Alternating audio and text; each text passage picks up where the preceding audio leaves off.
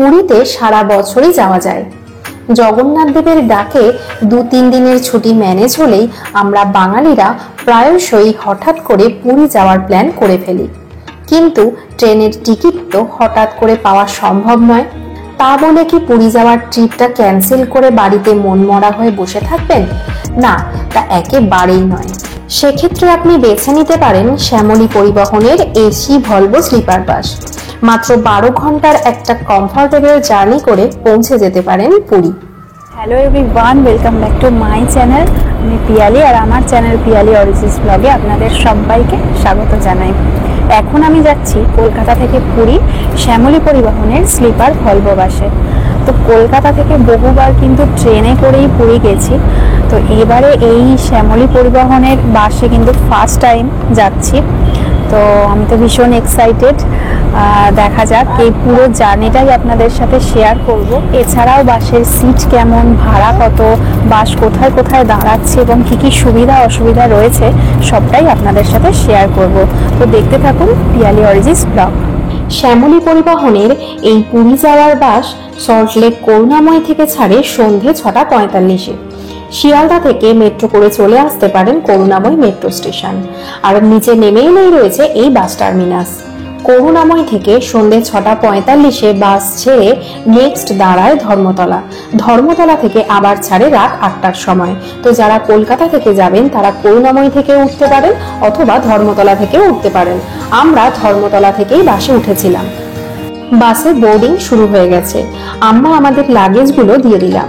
বাসের নিচে এরকম জায়গায় সমস্ত লাগেজ ওনারা রেখে একটা টোকেন দেয়, যে টোকেনটা আপনাকে আবার বাস থেকে নেমে লাগেজ নেওয়ার সময় দেখাতে হবে। এবার টিকিট দেখিয়ে বাসে ওঠার পালা। চলুন বাসের ভিতরটা কেমন তা আপনাদের সাথে শেয়ার করি। আমরা তো ধর্মতলা থেকেই উঠেছি, তবে আমাদের ধর্মতলা বাস টার্মিনাসে পৌঁছাতে লেট হয়ে যায়। বাস ছাড়ার জাস্ট 5 মিনিট আগে পৌঁছাই। তো তাড়াহুড়োতে রাতে বাসের ভিতরের ভিডিও ক্লিপটা নেওয়া হয়নি, তাই পরদিন যখন বাস থেকে নামি তখনই এই ভিডিও ক্লিপটা নেওয়া, আর সেটাই আপনাদের সাথে শেয়ার করছি। এই হলো বাসের ভিতরটা। বাসটি সিটার স্লিপার, নিচে সিটার আর উপরটা স্লিপার। নিচে একদিকে 2 জন করে বসার সিট রয়েছে, একদিকে 1 জন করে, আর উপরটা হলো স্লিপার। উপরেও একদিকে 2 জন শোয়ার জায়গা আর তার অপোজিটে রয়েছে 1 জন শোয়ার জায়গা। এবার আসি ভাড়ার প্রসঙ্গে। আমরা উপরে এই দুটো স্লিপার সিট নিয়েছিলাম, ভাড়া পড়েছিল পার হেড 1450 টাকা করে, আর নিচের এই সিটারের ভাড়া পার হেড 1100 টাকা করে। তবে বাসের ভাড়া সিজন ওয়াইজ ওঠানামা করে। অনলাইনে রেড বাস বা মেক মাই ট্রিপ থেকে বাসের টিকিট কাটতে পারেন, বা অফলাইনে যে কোনো শ্যামলীর কাউন্টার থেকে বাসের টিকিট কাটতে পারেন। উপরে ওঠার জন্য সিঁড়ি আছে, জুতো নিচে খুলে রেখে সিঁড়ি দিয়ে উপরে উঠে যেতে হবে।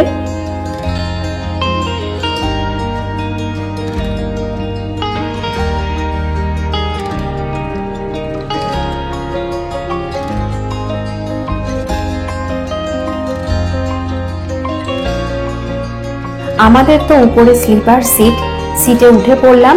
এবার এখানে কি কি রয়েছে আপনাদের সাথে শেয়ার করছি। দেখলাম শ্যামলী পরিবহনের পক্ষ থেকে 2টো ফ্রিতে জলের বোতল দেওয়া রয়েছে।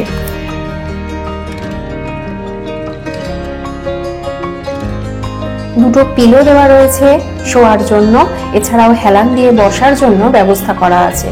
আর এইদিকে রয়েছে কার্টেন, এটা সরিয়ে রাস্তা দেখতে পারেন, আবার প্রয়োজনে বন্ধ করতে পারেন। আর একদম মাথার উপরের দিকে রয়েছে চার্জিং পয়েন্ট। রয়েছে এসি ভেন্ট, চাইলে বাড়ানো কমানো যেতে পারে।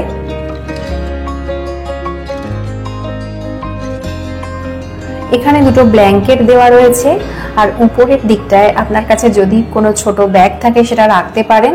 এছাড়াও রয়েছে বটল হোল্ডার। এখানে রয়েছে রিডিং লাইট, লাইট জ্বালাতে পারেন, বন্ধও করতে পারেন।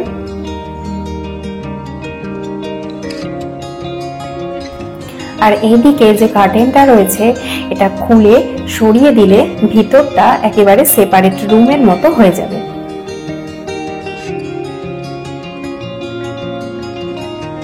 ঠিক রাত 8:10-এ বাস ছেড়ে দিল ধর্মতলা থেকে। এবার নেক্সট স্টপ হলো উলুবেড়িয়া। ডিনারের জন্য বাস দাঁড়াবে। কিছু দূর এসে ঠিক রাত 9:25-এ বাস আবার দাঁড়ালো উলুবেড়িয়ার আজাদ হিন্দ ধাবায় ডিনারের জন্য। এখন আমরা ভিতরের দিকে যাচ্ছি, ডিনার করব। ভিতরে এসি নন এসি বসার ব্যবস্থা রয়েছে, রয়েছে পরিষ্কার পরিচ্ছন্ন লেডিস ও জেন্টস টয়লেট। চাইলে বাড়ি থেকে খাবার নিয়ে এসে বাসে বসেই খেতে পারেন। তবে ডিনার করার জন্য আজাদ হিন্দ ধাবা বেশ ভালোই, খাবারের কোয়ালিটিও ভালো।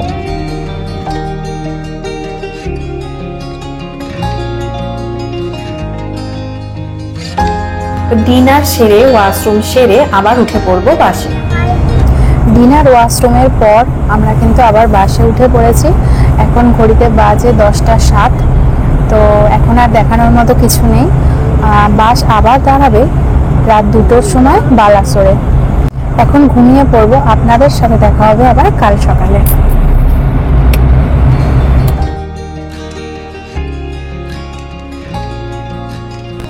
রাত 2টোয় বাস আবার দাঁড়ালো বালাসোরে 10 মিনিটের জন্য। এখানে চাইলে কেউ ওয়াশরুমে যেতে পারেন, তবে আমরা আর বাস থেকে নামিনি। এরপর ভোরবেলা বাস আর একবার দাঁড়াবে ভুবনেশ্বরে। ওয়াশরুম যেতে পারেন অথবা চায়ের কাপে চুমুকটা এখানেই দিতে পারেন। তবে আমি বাস কখন দাঁড়িয়েছে জানি না, কারণ ঘুমিয়েছিলাম। চোখ খুলে পর্দা সরাতেই দেখি বাস ঢুকছে মাসির বাড়ি বাস স্টপে। ঘড়িতে বাজে এখন সকাল 6:45।